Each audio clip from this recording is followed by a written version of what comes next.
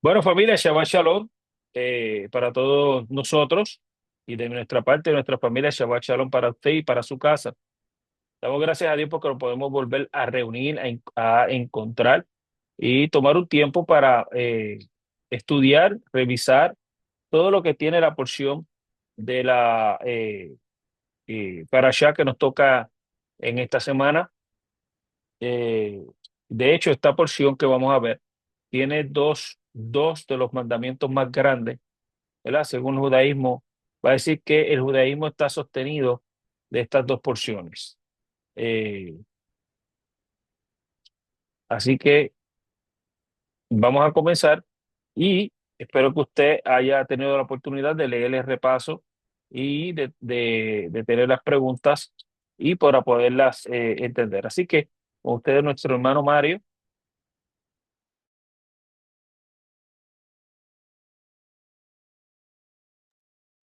Amén, gracias Félix. Damos gracias al Eterno por poder conectarnos un Shabbat más, poder compartir su palabra.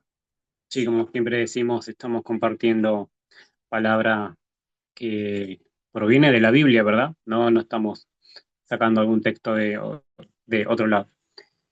Bien, comenzamos. Resumen de Levítico, capítulo 21, del versículo 1 al 24. Tenemos por título, esta para allá se llama Emor. Y dice así, este capítulo está dirigido principalmente a los Kohanim, los sacerdotes descendientes de Aarón, y detalla las leyes de pureza y requisitos físicos para quienes sirven en el templo.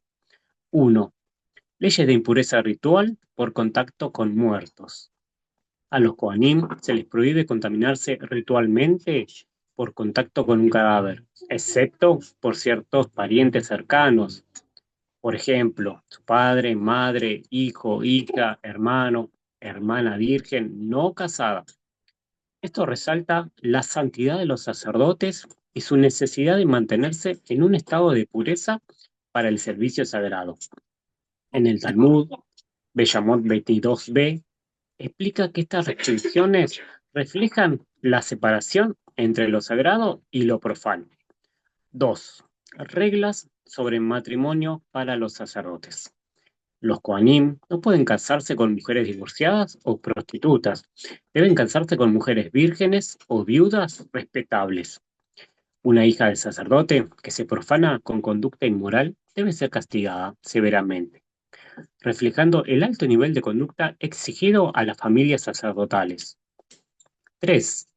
Leyes específicas para el Cohen Gadol, o como se conoce, el sumo sacerdote. Tiene reglas aún más estrictas. No puede contaminarse ni siquiera por sus padres. Debe casarse exclusivamente con una virgen de su pueblo. Esto subraya su posición única como el representante supremo del pueblo ante Dios. Tenemos un comentario rabínico del Ramban. Enseña que estas leyes tienen un propósito espiritual. El Cohen debe ser un modelo de pureza tanto física como moral, reflejando la santidad del servicio en el Mishkan o Beit HaMishkas. 4. Requisitos físicos para el servicio sacerdotal. Un Cohen con defectos físicos permanentes, ejemplo, una cojera, ceguera, malformaciones, etc., no puede oficiar en el altar, aunque puede comer de las ofrendas consagradas. Esto no implica un juicio de valor, sino que busca mantener una imagen de perfección en el servicio sagrado.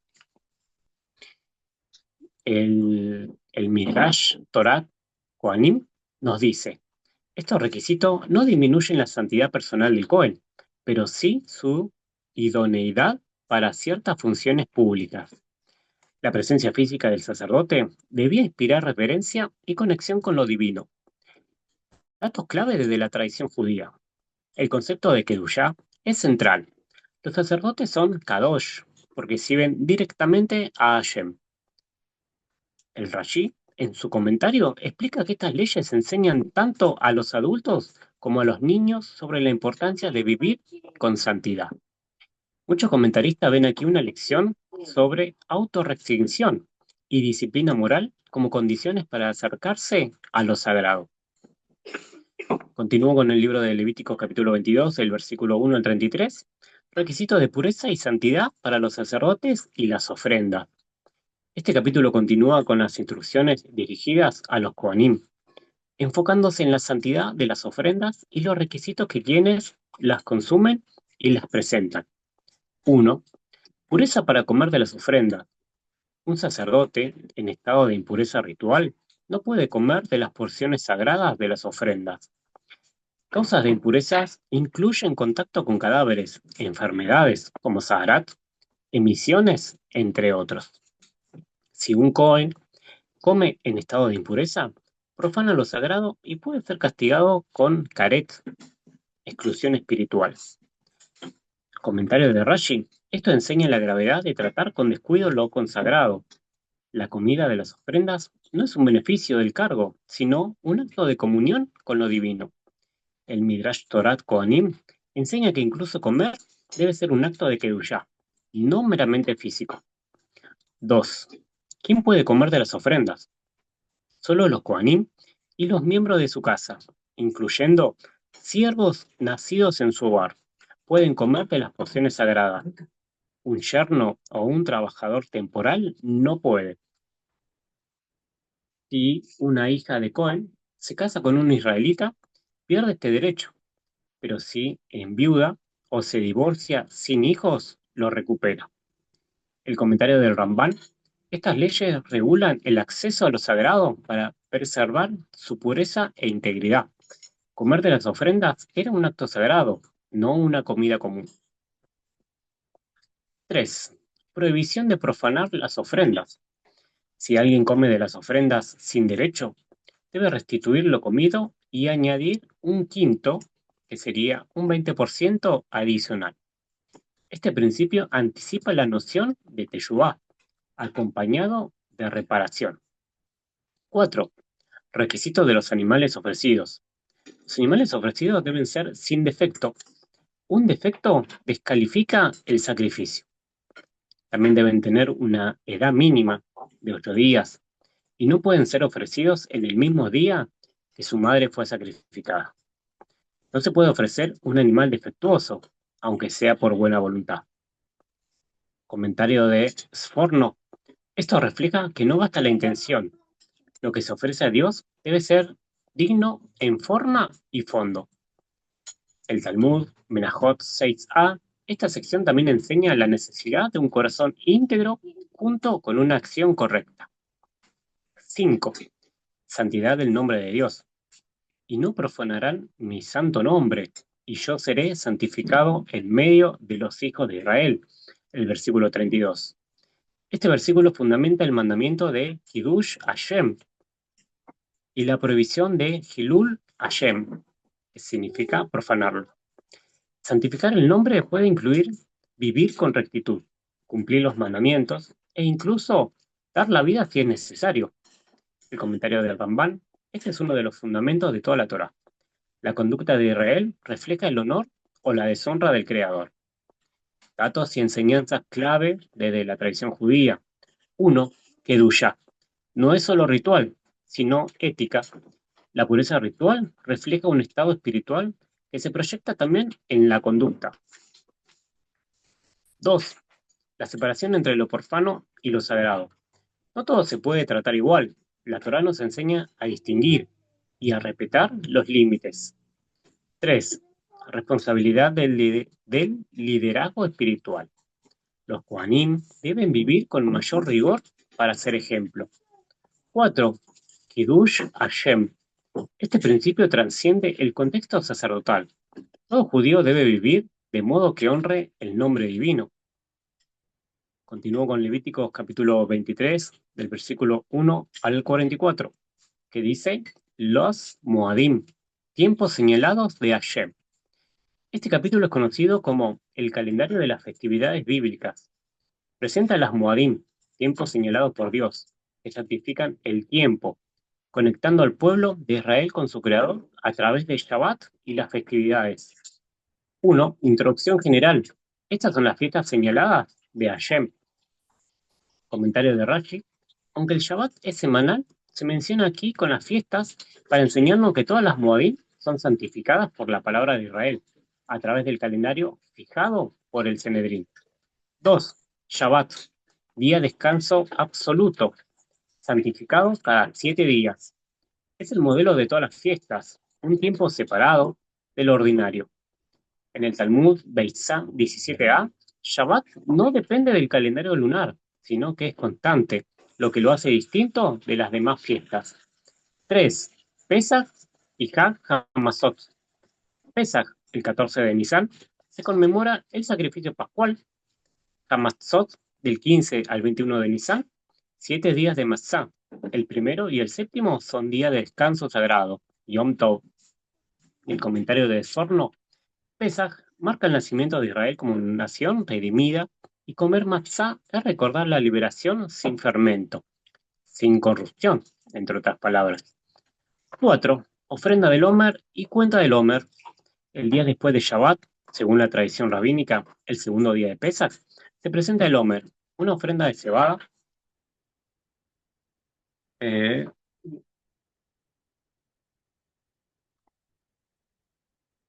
Desde entonces se cuentan 49 días hasta Shavuot, marcando el paso de la redención física a la revelación espiritual.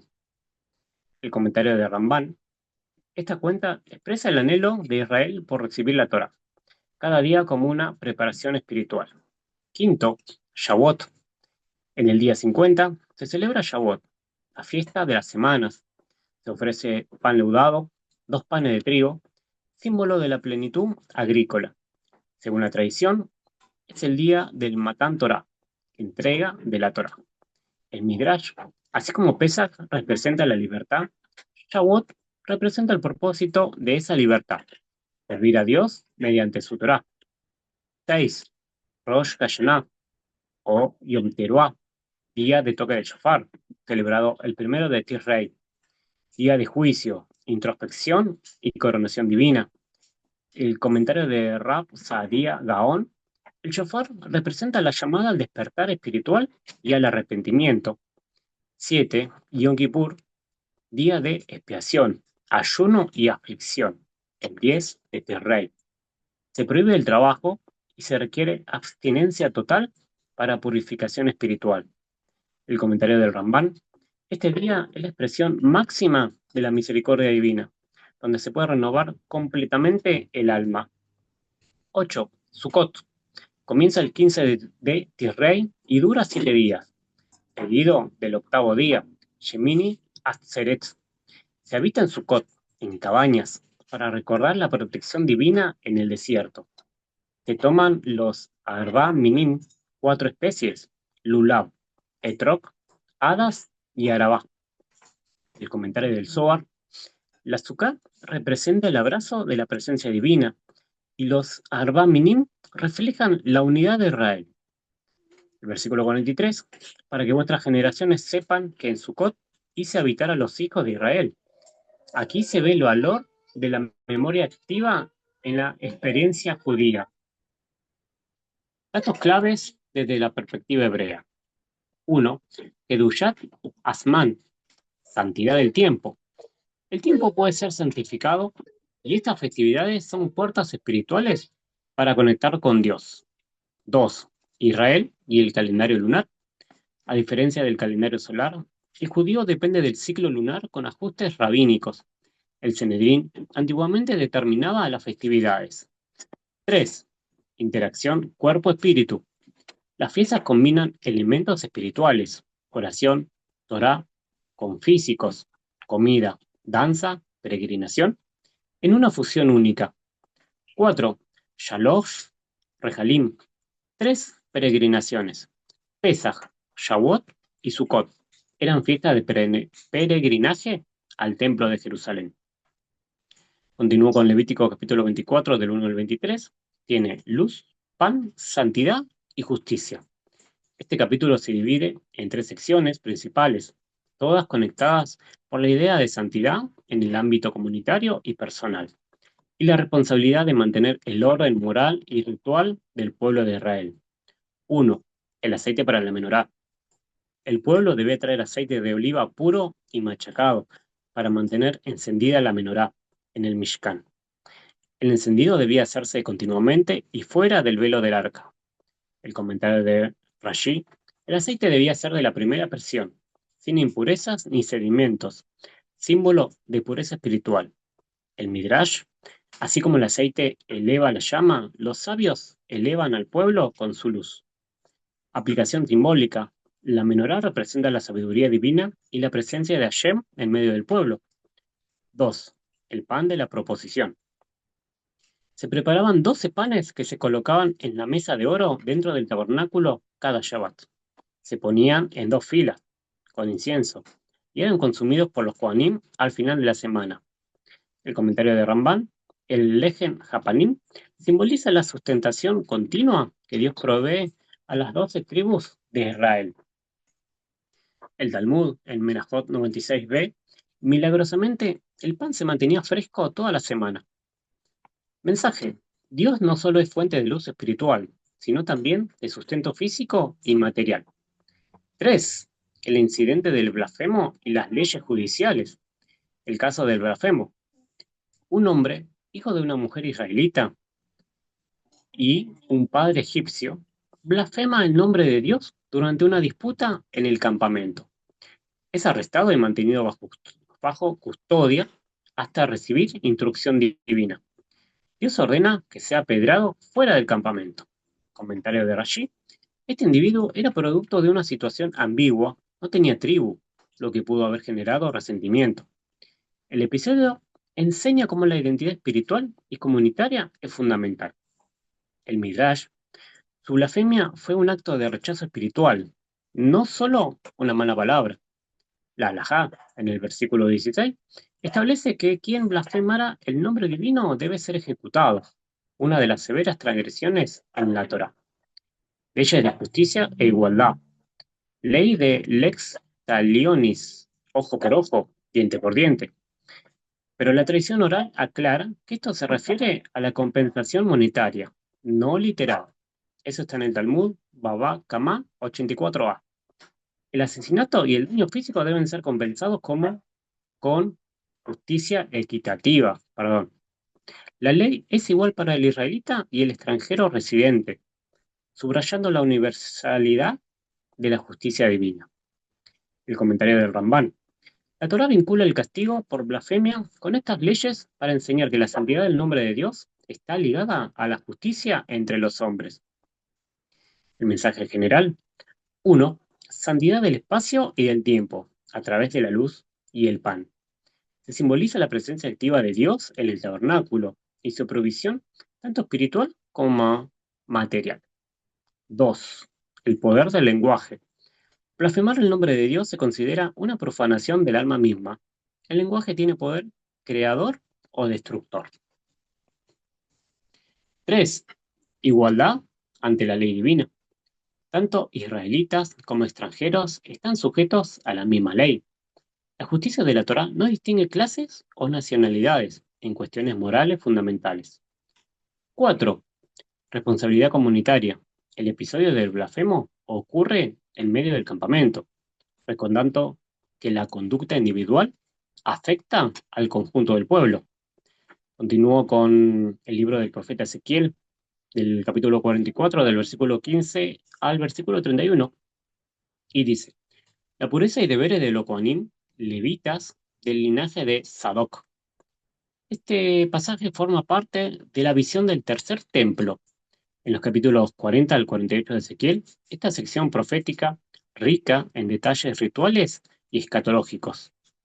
La sección específica aborde el rol de los Kohanim, descendientes de Sadoc, sacerdotes fieles durante la apostasía nacional, y sus funciones, restricciones y santidad. 1. El sacerdocio de los hijos de Sadoc, más los sacerdotes levitas, hijos de Sadoc. Ellos se acercarán a mí para servirme. Sadoc fue un sacerdote fiel en tiempos de David y Salomón. Lo encontramos en Primera de Reyes, capítulo 1, versículo 8. Sus descendientes son elevados en esta visión por no haber caído en idolatría como otros levitas. El comentario de Radak. Su fidelidad en tiempos de apostasía los hizo merecedores de un lugar privilegiado en el futuro templo. Simbolismo.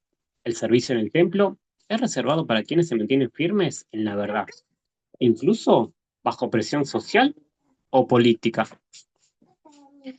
Vestiduras sacerdotales. Dentro del santuario deben vestir ropas de lino sin lana.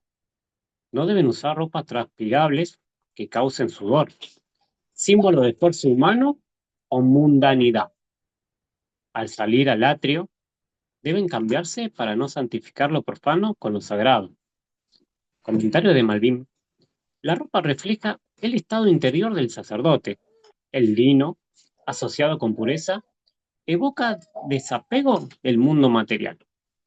La halajá, en Yomá 35b, la ropa sacerdotal debe estar limpia y apropiada, pues refleja la kedushá del servicio. 3. Restricciones personales. No se afeitarán la cabeza, pero tampoco dejarán el cabello crecer en exceso. No beberán vino antes de entrar al servicio, como en Levítico capítulo 10, versículo 9. Matrimonios restringidos, solo con vírgenes israelitas o viudas de sacerdote, no con divorciadas. El comentario de Ramban en Ilhot Biat Mikdash. Estas leyes refuerzan la santidad ritual, emocional y física del Cohen. Responsabilidad legal y educativa. Deben enseñar al pueblo a distinguir entre lo santo y lo profano, entre puro e impuro. Sirven también como jueces, decidiendo en disputas legales conforme a la Torá. Comentario de Formo. El sacerdote no solo representa a Dios en el templo, sino también al pueblo ante Dios, y debe educar e inspirar. El Talmud, en Sanedrín 92a, un sacerdote sabio y justo es considerado como si él mismo construyera el altar. Quinto, contacto con cadáveres. No pueden contaminarse con muertos, excepto por parientes muy cercanos. Luego de la purificación de 7 días, pueden volver a servir tras ofrecer un korbat chatat, la ofrenda por el pecado. El comentario de Rashid. Esto es paralelo a la ley de Levítico 21, pero aquí se reafirma en el contexto del futuro templo. 6. Herencia y sustento. Yo seré su heredad. No recibirán tierra como herencia. Su porción es Dios mismo. Se alimentan de las ofrendas, primicias y cosas santificadas. No pueden comer animales muertos por causas naturales. El comentario de Ramban. Este es el ideal de la vida consagrada. Su sustento viene de lo sagrado y su posesión es espiritual, no terrenal. El Midrash en Bamidbar, Rabá 13, capítulo 13, versículo 13. La porción de los levitas no es de este mundo, sino del mundo venidero. Datos y enseñanzas claves desde la perspectiva hebrea. 1. Los hijos de Sadoc representan la fidelidad espiritual en tiempo de crisis. Son modelos de constancia en la verdad. 2. La ropa sagrada y el comportamiento físico reflejan la idea de que el cuerpo también debe santificarse por el servicio divino. 3. El sacerdote como maestro y juez. Más que un oficiante, es un líder espiritual, formador y garante del orden sagrado. La separación del sacerdocio, restricciones matrimoniales, rituales y éticas, muestra que la cercanía a Dios exige mayor nivel de disciplina. Quinto, yo seré su herencia. Es una de las declaraciones más profundas de Torá, de toda la Tanaj, perdón. El ideal del servicio a Dios no es una posesión externa, sino una conexión espiritual total. Bueno, acá tengo una comparación entre los requisitos del sacerdocio de Ezequiel capítulo 44 y Levítico capítulo 21. Por un lado tenemos la categoría Levítico 21 Kohanim y por el otro lado tenemos Ezequiel capítulo 44 del Vil 131 que serían los hijos de Sadoc. Bueno, tenemos el linaje sacerdotal, ¿sí? Todos los Kohanim, hijos de Aarón, y por otro lado solo hijo de Sadoc por su fidelidad durante la idolatría. Pues tenemos contaminación con muertos, solo por parientes cercanos, padre, madre, hijo, hermano, hermana soltera. Igualmente, por el otro lado, solo por parientes cercanos, debe purificarse antes de volver al servicio. Matrimonios permitidos, no pueden casarse con prostitutas, divorciadas, etc. Solo con vírgenes o viudas de Coanim. Igual restricción, solo con vírgenes israelitas o viudas de sacerdote, para el otro lado también. La apariencia personal, prohibido afeitarse completamente la cabeza o la barba. No raparán la cabeza ni dejarán el cabello largo desordenado. Equilibrio en el cuidado. La vestimenta litúrgica no se detallan en Levítico 21, pero en Éxodo 28 se especifica. Solo usarán ropa de lino, no lana. Evitarán el sudor. Cambian de ropa al salir del lugar santo. El uso del vino. Prohibido entrar al santuario bajo los efectos del vino. Eso está en Levítico 19. Prohibido beber vino antes de entrar al santuario. Versículo 21. Eh, bueno, y demás. Tengo comentarios claves del esquema, este es el que les presenté recién. Dice, Ezequiel intensifica la visión de pureza. Su marco está proyectado hacia el tercer templo, donde la santidad alcanzará niveles más elevados, según muchas fuentes rabínicas, como el Radak y el Ramban en Eligiot Beit Ha-Behirá. Sadoc versus sacerdocio común. El énfasis en los descendientes de Sadoc refuerza la idea de que la fidelidad histórica tiene consecuencias eternas. Mayor detalle litúrgico. Ezequiel ofrece instrucciones muy específicas sobre ropa, conducta y funciones, algo que en Levítico se encuentra disperso o más general. Los roles expandidos.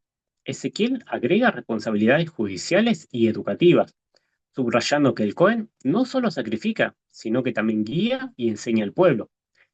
Desde la perspectiva hebrea tradicional, Sadoc fue un Cohen, sacerdote, fiel descendiente de Elazar, hijo de Aarón, y figura clave durante el reinado de David y Salomón. Su linaje fue premiado por Dios con el privilegio de conservar el sacerdocio en el futuro templo, según la profecía de Ezequiel. ¿Quién fue Sadoc? 1. Linaje. Sadoc, descendiente de Eleazar, uno de los dos hijos sobrevivientes de Aarón Jacob. Su línea sacerdotal rivalizó con la de Itamar, de la que descendían los hijos de Elí. Ver 1 Samuel, capítulo 2, del versículo 27 al 36. 2. En tiempo del rey David. Fue nombrado sumo sacerdote junto con Abiatar, de la línea de Itamar.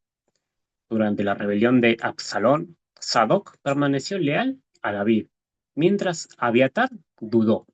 Eso está en 2 Samuel, capítulo 15. Al subir Salomón al trono, Abiatar fue destituido y Sadoc quedó como único Cohen Gadol.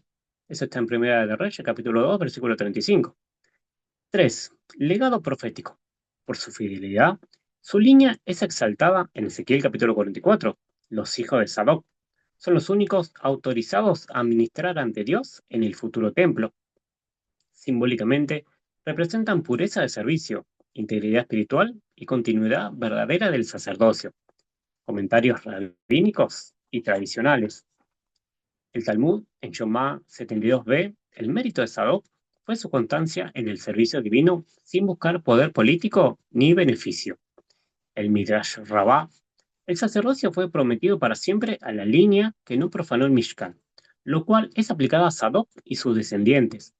Radak, sobre Ezequiel 44, Dios honra a los que se mantuvieron firmes en la verdad, incluso cuando la mayoría se desvió.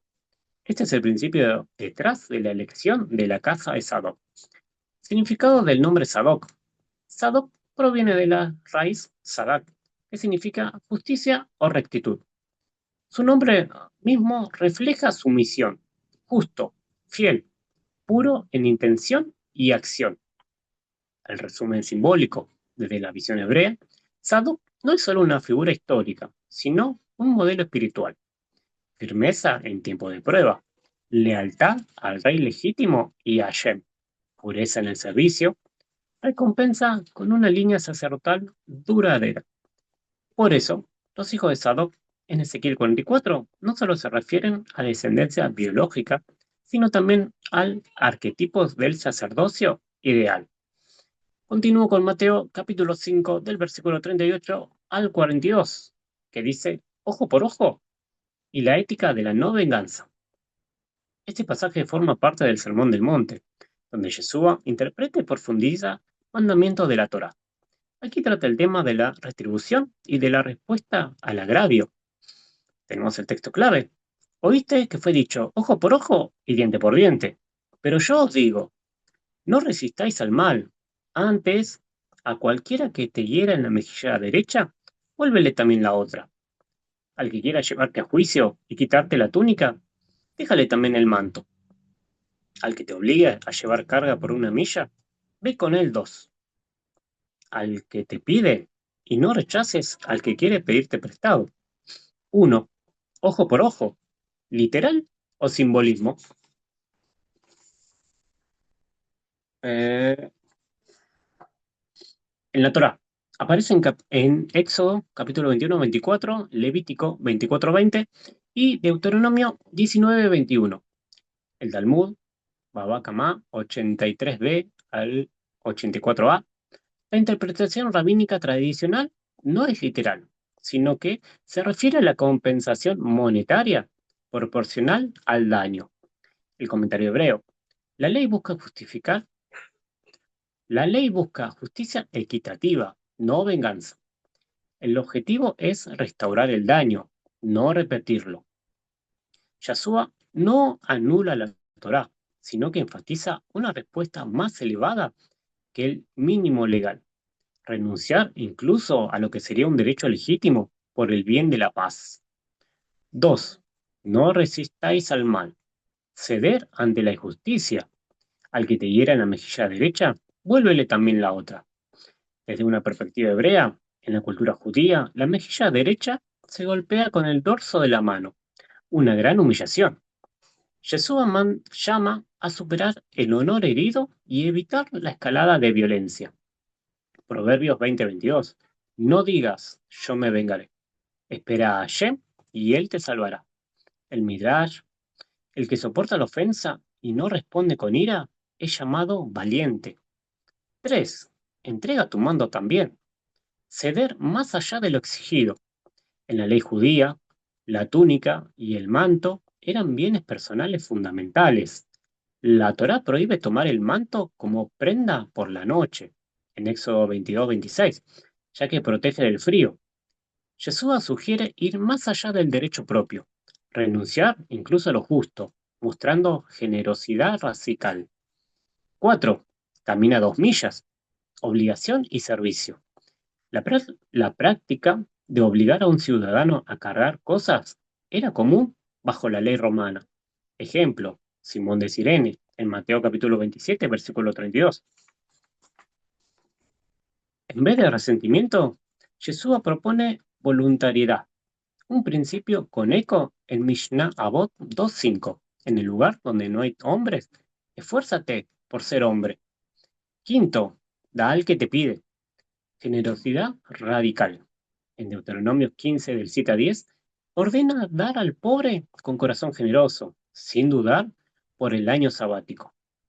El Talmud, Ketubot 68a, a cada quien según su necesidad, incluso si eso requiere más de lo que uno desea dar. El mensaje hebreo. La caridad no es una obligación mínima, sino una expresión de compasión y fe en la provisión divina. El resumen de enseñanza desde la perspectiva hebrea. Tenemos enseñanza, ojo por ojo, el fundamento en la Torá, justicia proporcional, no venganza literal. Enfoque de Yeshua, renunciar al reclamo como ideal. La conclusión de una visión hebrea, Yeshua no está contradiciendo la Torá, sino que está expandiendo su espíritu al máximo, propone una vida donde el individuo renuncia a sus derechos legales por amor, humildad y shalom. Es una invitación a ir más allá de la letra, hacia el corazón de la ley. La justicia con compasión. Continúo con el texto de Gálatas, en capítulo 3, el versículo 26 al 29. Todos ustedes son hijos de Dios por la fe en el Mesías Yeshua, porque todos los que han sido bautizados en el Mesías se han revestido del Mesías. Ya no hay judío ni griego, esclavo ni libre, hombre ni mujer, porque todos son uno en el Mesías Yeshua. Y si ustedes son del Mesías, entonces son descendientes de Abraham, herederos según la promesa. 1. hijos de Dios por la fe. La perspectiva hebrea, el concepto de ser hijos de Dios existe en la Torá. Ustedes son hijos de Hashem, su Dios. Deuteronomio capítulo 14, versículo 1. En la tradición judía, esto se refiere a una relación de pacto basada en fidelidad a Dios y su Torá. El comentario de Paulino, Rab Shaul, argumenta que ahora la fe en el Mesías Yeshua es el vínculo de esa filiación, no la etnicidad o la pertenencia a la Torá como sistema legal. 2. Revestido del Mesías. Revestirse es una metáfora frecuente en el Tanaj. Me he vestido de justicia, Isaías 61:10. Aquí implica adoptar la identidad, carácter y misión del Mesías, similar al concepto de imitar a Dios, andar en sus caminos, Deuteronomio 28:9. 3. Ya no hay judío ni griego, claves hebrea. Esta afirmación no elimina identidades étnicas o roles, sino que nivela el acceso a la promesa de Abraham. En la halajá existen diferentes niveles de acceso al pacto, por nacimiento, conversión, etc. Pero Pablo enseña que el Mesías todos tienen igual valor espiritual ante Dios. Un ejemplo paralelo. En Isaías capítulo 56, versículos 6 y 7, promete que los extranjeros que guardan el pacto serán bienvenidos en la casa de Dios. 4. Descendencia de Abraham, herederos. El fondo bíblico, Abraham es llamado padre de muchas naciones. Génesis capítulo 17, versículo 5. La promesa no era solo étnica, sino que implicaba fe y fidelidad al Dios único. Pablo retoma esa visión. Si alguien está en el Mesías, participa de la herencia espiritual de Abraham, la bendición universal. Ver Génesis capítulo 12, versículo 3. Bueno, tenemos un resumen comparativo desde la perspectiva hebrea, el tema del Tanaj, el judaísmo, en el libro de Gálatas, hijos de Dios, Israel por pacto, la Torá, todos por fe en el Mesías. La conclusión. Pablo presenta una visión profundamente conectada con el Tanaj, pero radicaliza en torno al Mesías Yeshua como el punto de acceso universal a la herencia de Abraham desde una perspectiva hebrea. No niega la importancia de Israel como pueblo elegido, pero afirma que el propósito final del pacto es incluir a todas las naciones mediante emuná, una idea presente desde el Génesis. Con esto concluyo. Félix, si me da 2 minutitos más, leo las preguntas y las respuestas cual hemos compartido esta semana. Igual está el PDF en el grupo, si alguien lo quiere leer después. También agregué en la semana, les compartí un PDF cortito sobre las citas divinas. Está visto en Levíticos 23. Ese sí, si usted me permite, me dejaría aunque sea leerlo un poquito, que está bueno. Habla sobre las fiestas. Dice citas divinas, entre paréntesis, festividades. El Levítico 23, junto con comentarios de Rashi y datos importantes desde una profunda perspectiva hebrea. Levítico 23, las citas divinas, Moadim, un resumen detallado. El capítulo 23 de Levítico, Baikra en hebreo, es fundamental en la Torá, ya que describe las festividades que Dios ordena al pueblo de Israel observar. Estas no son meras conmemoraciones, sino citas divinas, Moadei Adonai, tiempos señalados en los que Dios se encuentra con su pueblo de una manera especial. Son oportunidades para la santidad, la reflexión y la cercanía con el Creador. A continuación se detallan cada una de las citas divinas. 1. Shabbat, capítulo 23, versículo 3. Mandato. 6 días se hará obra, mas el séptimo día será Shabbat de reposo. Santa convocación. Ninguna obra haréis. Shabbat es de Adonai en todas vuestras moradas. Detalles. El Shabbat es el primer y más frecuente de los Moadim, que ocurre semanalmente.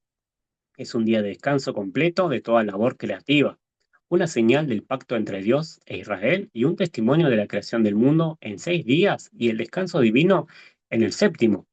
Comentario de Rashi.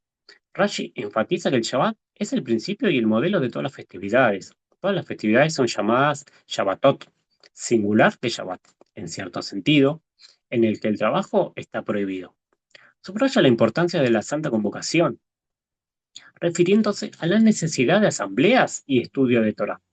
Desde la perspectiva hebrea profunda, el Shabbat es más que un día de descanso, es un santuario en el tiempo, un espacio sagrado que imita el reposo divino desde la creación. Representa la soberanía de Dios sobre el tiempo y la libertad del ser humano de la esclavitud del trabajo. Es una oportunidad para la renovación espiritual y familiar. La prohibición de obra, la melajá, se refiere a acciones que demuestran dominio creativo o control sobre el mundo, diferenciándose de la mera fatiga física. Bueno, ahí está todo detallado en el PDF, cada una de las fiestas. Yo solamente quería compartirle este pedacito para animarlo a leer y seguir estudiando y seguir profundizando este tema, ¿verdad? Que encontramos muchos que quieren enseñarnos de la fiesta, que nos comparten, que nos dicen cosas y hay a veces que por ahí la pifian en alguna y ahí se viene el lío. Pero bueno, acá está todo detallado, así que hay nada, nada, los animo a leer, a seguir estudiando y cualquier cosa, acá estamos. Millones de gracias, Mario. Tremendo resumen, bien balanceado y por los comentaristas correctos. Te lo agradezco. Muy bien, muy bello. Aish Latino enfatiza sobre esta parasha en dos importantes versículos, que es honrar el nombre de Dios sobre todas las cosas y guardarlo. Ellos dicen que es donde también se fundamenta el judaísmo.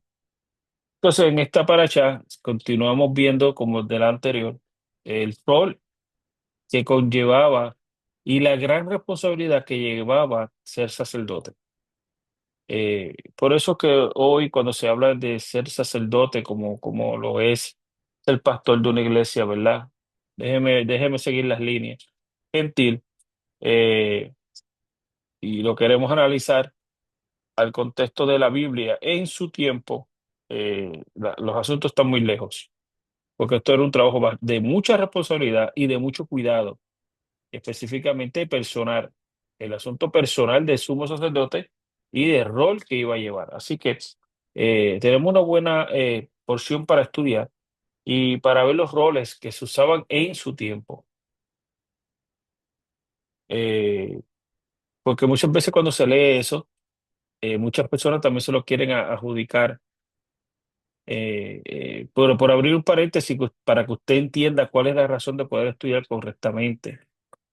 Dentro de algunos concilios se prohíbe a una persona que se haya divorciado ser pastor. Si fue divorciado, no puede ser, no, nunca va a poder ser pastor en su vida, en algunos concilios. Entonces, ciertas características también que se le exigía un tiempo atrás a los pastores, las alineaban a estos capítulos, hermano. Entonces, muchas cosas no aplican necesariamente. Y de hecho, usted ya y yo hemos estudiado de que eso se lo dieron a Aarón, ¿ok? Y a su descendencia. Otra cosa eran los levitas comunes. Otra cosa eran los levitas sacerdotes que trabajaban en el tabernáculo. Todas estas cosas usted las tiene que estudiar para que cuando usted escuche predicaciones que están muy cargadas de asuntos personales, tenga en cuenta y abra los ojos. Como Mario decía, por ahí dicen y hablan sobre las citas divinas, y yo estoy sumamente de acuerdo y repito lo que Mario dijo citando a Rashi.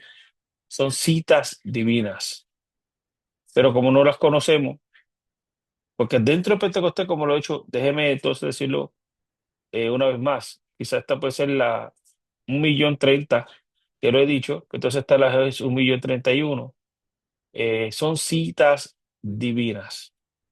Y dentro del cristianismo es un poco difícil llegar a tiempo a ellas, porque cuando usted vio Peque Pesa, que pasó ver, ese cerebro, estaban bien lejos una de otra. Entonces, los asuntos de Pexa más se lo adjudican a el Viernes Santo. Entonces, enganchan porque como es Jesús y por ahí ya es Semana Santa, pues viene lo resucitan, sábado está ahí que era en medio de la tierra y domingo resucita. Sí. Todas estas cosas tenemos que entenderlas porque aún lo que Mario estaba citando sobre las citas divinas, también tiene, es un, muchos lo van a llamar el calendario de Dios, la figurativa del Mesías también. Así que tengan en cuenta esto. Eh, ¿Qué más se nos puede detallar? Oh, Mario, las preguntas y respuestas. Así también ustedes pueden seguirlas. Mario. Bien. Dice, también está el PDF sobre esto compartido en el grupo. Pregunta sobre Parashá Emor. ¿A qué grupo específico de personas se refiere principalmente la Parashá Emor en sus primeras mitzvot y qué advertencias se dan con respecto a la santidad y la impureza? Dice, la Parashá Emor se refiere principalmente a los Kohanim, a los sacerdotes.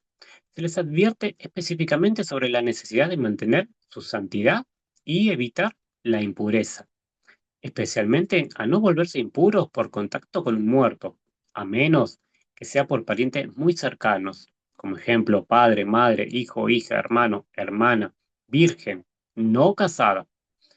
Y se les prohíbe casarse con mujeres que hayan sido prostitutas, profanadas o divorciadas. Eh, ¿Qué tres categorías de alimentos se prohíbe comer a un Cohen que se ha vuelto impuro y hasta cuándo?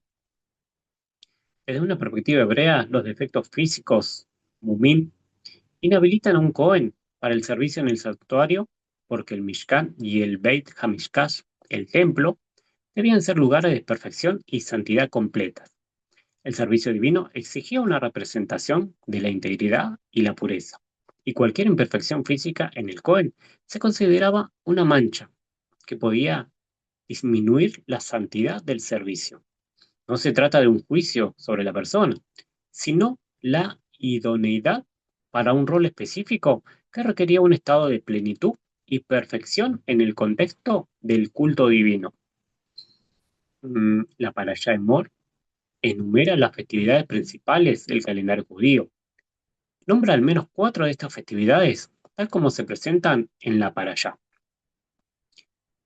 Eh, perdón, me faltó leer un poquito de la pregunta anterior. Dice, a un Cohen que se ha vuelto impuro se le prohíbe comer de las ofrendas sagradas, de los diezmos y de cualquier otra comida que haya sido santificada.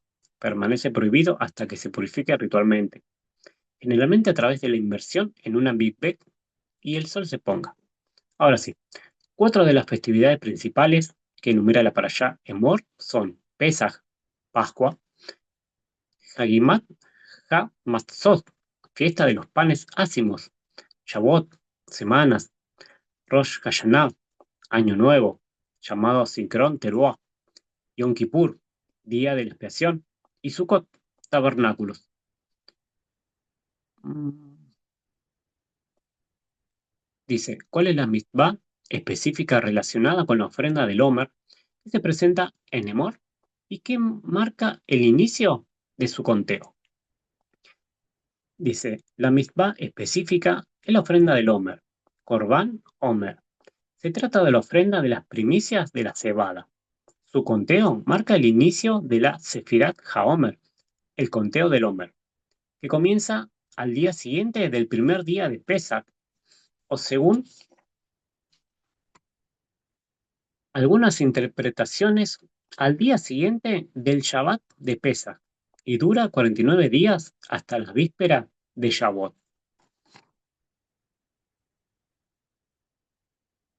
La Parshá Emor aborda las leyes del Shabbat y los años sabáticos, Shemitah y Yobel, o el jubileo. ¿Qué significado tiene el año del Yobel, del jubileo, para la tierra y las propiedades?